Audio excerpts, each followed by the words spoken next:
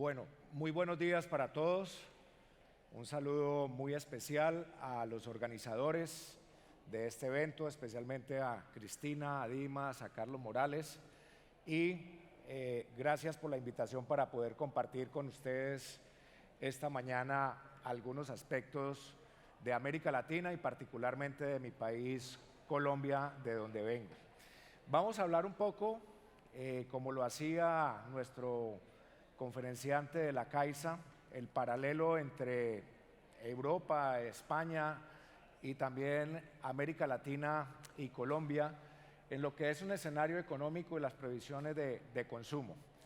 Pero permítanme, antes de comenzar, presentarles qué es FENALCO. De pronto es una palabra que no les dice mucho y por eso quisiera compartir con ustedes qué es.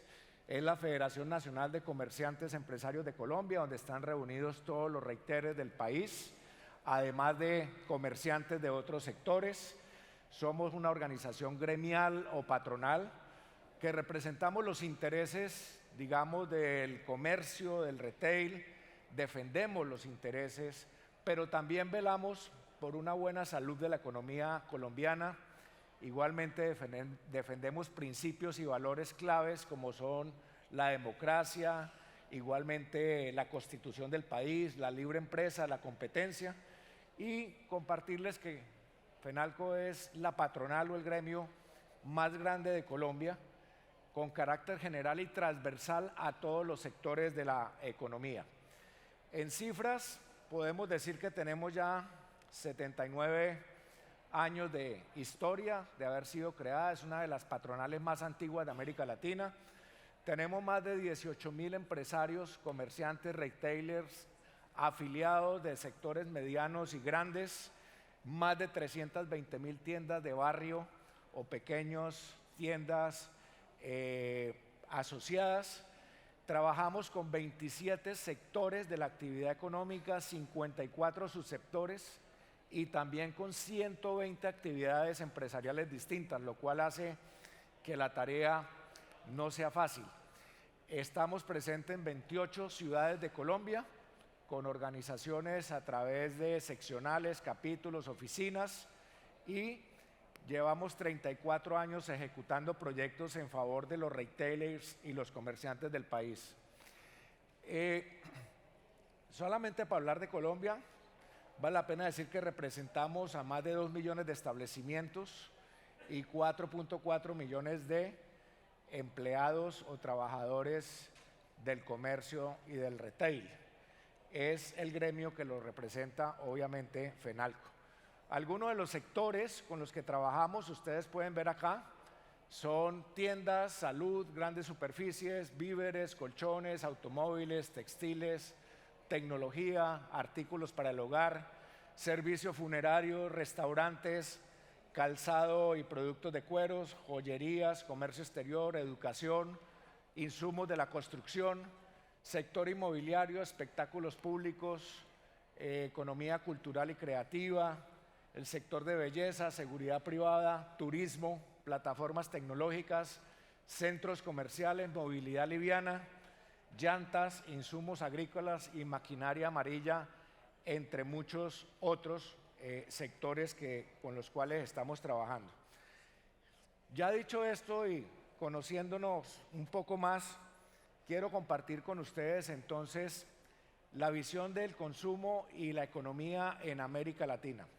¿Por qué es importante este capítulo? Porque si no hay una economía sana en un país, es muy difícil que haya empresas sanas y que se comporten bien. Por eso es vital que tengamos economías vigorosas, estables, sanas, con crecimiento, porque de eso también depende el éxito de los negocios. En ese sentido, ¿cuál es la población de los consumidores? ¿Y por qué hago esta referencia de población y consumidores? Porque todos los pobladores de este planeta somos consumidores desde el día 1 que nacemos hasta la muerte. Todos somos consumidores, sin excepción. Entonces, cuando uno empieza a hablar del tamaño de la población, empieza a hablar del tamaño del mercado y las posibilidades de éxito de un negocio, y en este caso con mayor razón el retail. Entonces en América Latina son 653 millones de personas, o léase 653 millones de consumidores para efectos de negocios. Los países con mayor población, los 6 países son Brasil, México, Colombia, Argentina, Perú, Venezuela. Ahí empieza uno a dimensionar posibilidades importantes de mercados en América Latina, dada la población. Pero ese dato de población no es suficiente. Necesitamos mezclarle igualmente otro que es muy importante, el tamaño de las economías.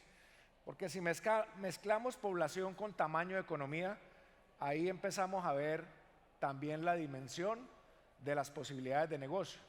En este caso, las 5 economías más grandes son Brasil, en este momento, Brasil, México, Argentina, Colombia y Chile. Y Perú, la 6ª economía en el 2024. Si ustedes observan, en 1980 la composición era totalmente diferente.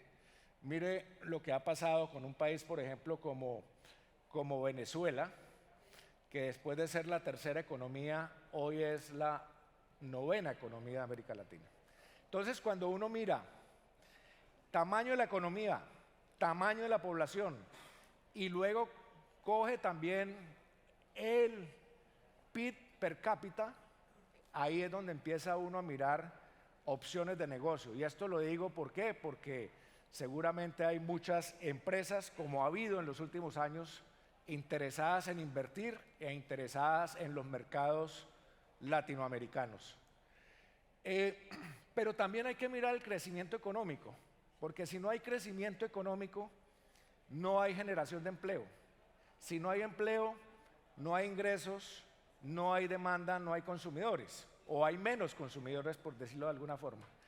Entonces, el crecimiento económico promedio en América Latina en los últimos 10 años ha sido en orden inverso, las de mayor crecimiento estable. Esto también le da una estabilidad macroeconómica, una visión de estabilidad macroeconómica de los países. La primera ha sido Colombia, Perú, Chile y México, las 4 economías que más estable han tenido crecimiento económico promedio en la última década. Pero obviamente estos datos están al 2023. Pero es importante ver la coyuntura que estamos viviendo en este momento. En este momento tenemos un escenario en América Latina de crecimientos bajos. Obviamente después de la pandemia, que hubo un rebote importante, ahora tenemos un escenario de crecimientos bajos. Mire, por ejemplo, el año 2023, el crecimiento promedio de las 7 economías principales en América Latina fue tan solo el 1,9. Bueno, la de los países de la OCDE fue el 1,7, pero estuvo muy inferior al crecimiento promedio del mundo, que fue el 3,1. Si vemos la tendencia del 2024, tiende a estar mejor, y el 2025 tiende a tener ya un escenario de una mayor recuperación, en la medida que los países con la pandemia, especialmente en América Latina, tuvieron inflaciones muy altas, y obviamente eso ha contrastado mucho con el crecimiento económico. Otro dato para tener en cuenta es, históricamente, los países que más han crecido positivamente o menos han crecido negativamente. Mire, en la serie de 120 años, Argentina ha crecido 36 veces negativamente, Venezuela 32, Chile 23, México 23, Brasil 16, Perú 16, Colombia tan solo 4 veces. 2 en la depresión del 30 y 31, luego en 1999, gracias a un presidente y un gobierno nefasto que tuvimos, como el de ahora, y en el año del 2020 con la pandemia. Fueron los 4 años en que hemos tenido crecimiento económico negativo. Pero yo quiero dejar esta reflexión aquí muy rápidamente. Crecimiento económico, inflación y consumo. ¿Por qué es importante? Porque así como el crecimiento económico influye en la capacidad de consumo y el ingreso per cápita de la población, también la inflación es una variable que frena el consumo. Cuando hay escenarios de inflación alta, los bancos centrales suben las tasas de interés para contrarrestar la inflación. Al subir las tasas de interés, obviamente desestimula la inversión, pero también desestimula el consumo por aquello de los intereses de las tarjetas de crédito. Entonces, el tema de la inflación es muy complicado. En América se dice que la inflaciones altas es un impuesto más especialmente para las poblaciones de ingresos más bajos. Entonces, el escenario de inflación también ha sido alto. Venimos después de la pandemia de niveles superiores, como lo explicó el conferencista de la Caixa, superiores al 10% en la mayoría de los países. Poco a poco ya hay una tendencia a la baja. Todavía tenemos inflaciones altas en Colombia. Este dato del primer trimestre ya, hoy estamos sobre el 7 y la previsión es que vamos a terminar cerca del 5.5 al terminar el año. Pero todavía hay inflaciones muy altas como la de Venezuela y por supuesto la de Argentina, que pues ha sido todavía incontrolable. Aquí quiero dar un ejemplo y es el de mi país, cómo cuando se conjugan crecimiento económico bajo, inflación alta e incertidumbre política, los resultados son como se ve en la gráfica. Llevamos cerca de 7 meses, 8 meses creciendo en el comportamiento de las ventas negativamente, gracias a ese fenómeno. Mientras ustedes ven las barras verdes, tuvimos crecimientos muy altos después de la pandemia, exactamente hasta finales del año pasado. Hoy, con este escenario, estamos un poco con problemas de consumo, de dinámica del gasto de los hogares, que esperamos se puedan superar próximamente. Hay otra variable que también es muy importante, que es la confianza del consumidor en la región.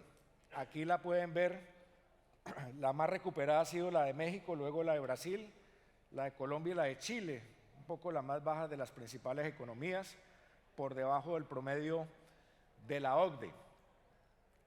Ya entrando a mirar la estructura del comercio minorista en América Latina, es bueno que ustedes vean la diferencia y la tendencia también que hay en la expansión de las grandes superficies como uno de los principales mercados o a través de los cuales se ejerce el consumo en el país.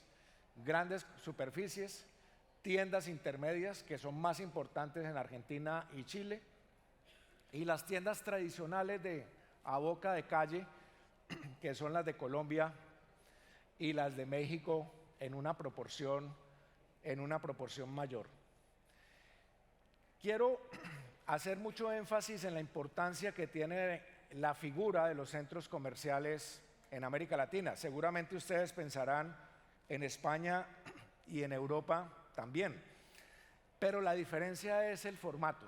Digamos, el gran formato, que normalmente las que hay acá están a las afueras de la ciudad, en la periferia, obviamente porque Europa, como un continente más antiguo, está todo construido, pero en América Latina el boom de los centros comerciales se debió precisamente a las posibilidades de encontrar suelos o terrenos grandes dentro de las propias ciudades, y eso hizo crecer un formato muy importante en las últimas 5 décadas, que hoy representa aproximadamente el 72% de las ventas físicas de América Latina. Formatos de grandes extensiones que se volvieron no solamente una solución a problemas de inseguridad, sino también de generación de servicio y valores agregados. Aquí en América Latina también han evolucionado tremendamente el formato de los centros comerciales. Más allá de ser un lugar para compras, que se siguen haciendo, por supuesto, se han convertido en espacios para vivir experiencias. Y todos los proyectos de centros comerciales nuevos que uno ve en los países latinoamericanos tienden a convertirse cada vez más en centros de experiencias, de entretenimiento y por supuesto de compras, pero también para vivir integralmente una serie de servicios que hasta hace algunos años era impensable que esto iba a pasar porque los centros comerciales eran solo tiendas, tiendas, tiendas. Hoy en día, y gracias a la pandemia que trajo cambios importantes, los centros comerciales, además de tiendas, tienen cafeterías, restaurantes, notarías, clínicas pequeñas, consultorios odontológicos, hoteles inclusive, boleras, empresas prestadoras de servicios de salud, instituciones de educación, sitios para emprendedores, coworking, gimnasio, tiendas deportivas, galerías de arte y zonas de entretenimiento general. Es decir, se han convertido en un centro para la familia que obviamente todos estos servicios complementarios jalonan la compra en los retailers que hay en los centros comerciales. Ya voy terminando, pero déjenme compartirles un estudio que hicimos en Fenalco con una firma especializada, una muestra muy representativa entre todos los colombianos, que nos dio, por ejemplo, que la aceptación o la calificación de los centros comerciales hoy va en primer lugar de muchos otros establecimientos. Y esto mismo ocurre en muchos otros países de América Latina. Pero si ustedes observan centros comerciales, por ejemplo, con supermercados de cadena o con líneas de atención telefónica, oficinas de los bancos, pues la aceptación, como ustedes lo observan en la gráfica, es bastante importante. Nosotros tenemos en Colombia un evento que es la Convención de Centros Comerciales y Marcas. Y yo recuerdo que cuando en la primera vez después de la pandemia, un poco el dilema en el año 2021, el dilema en esa convención era si los centros comerciales podrían subsistir de cara a lo que había pasado, pero también de cara al comercio electrónico, al e-commerce y por supuesto los cambios que estaba dando la población. Y hoy, año 2024, el dinamismo de los centros en Colombia, de los centros comerciales, volvió a coger una fuerza inmensa gracias a todos esos servicios adicionales que se integraron a las tiendas en los centros comerciales. Creo que me queda un solo tema, que es el comercio electrónico, que no podía pasar desapercibido.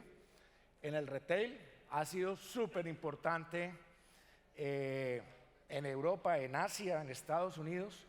América Latina va un poco más rezagado, podríamos decir que se ha avanzado notoriamente, pero está lejos de representar un porcentaje alto como se está presentando en Europa o en Estados Unidos.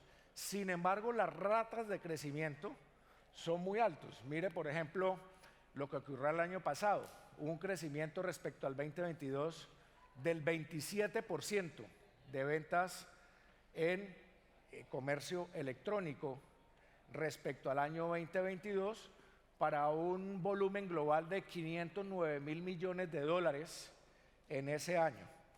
Se espera que en el 2024 este porcentaje de crecimiento sea aún mayor. Y quiero terminar simplemente compartiendo con ustedes cuáles son los desafíos que seguramente son muy comunes a los de Europa, a los de España, que tiene el retail en América Latina.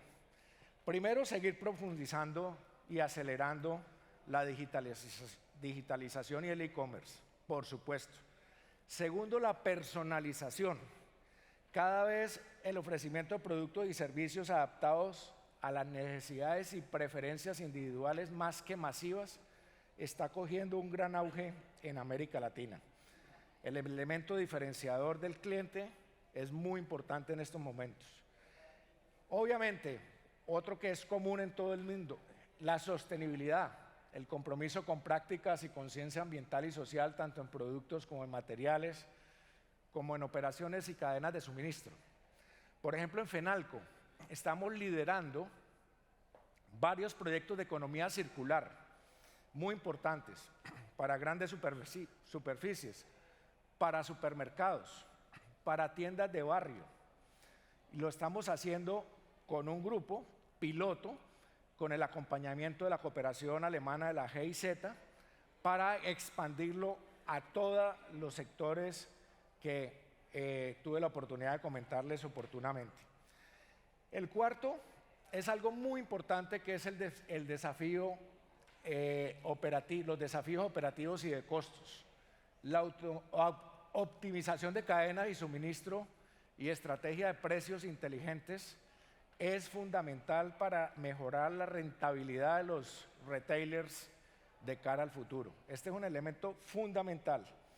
Y por supuesto, no podíamos dejar pasar los cambios demográficos y de comportamiento que están corriendo a velocidades impresionantes. También en América Latina comienza un proceso de envejecimiento de la población y un proceso de reducción de la tasa de natalidad. Y como ustedes saben, eso cambia dramáticamente las estructuras de consumo. Y obviamente el tema de inteligencia artificial asociado a todos estos factores es fundamental para el futuro de los negocios y de los retailers en América Latina. Muchísimas gracias por la atención. Espero que haya sido de utilidad. Y aquí quedaron mis datos por cualquier cosa, muy a la orden.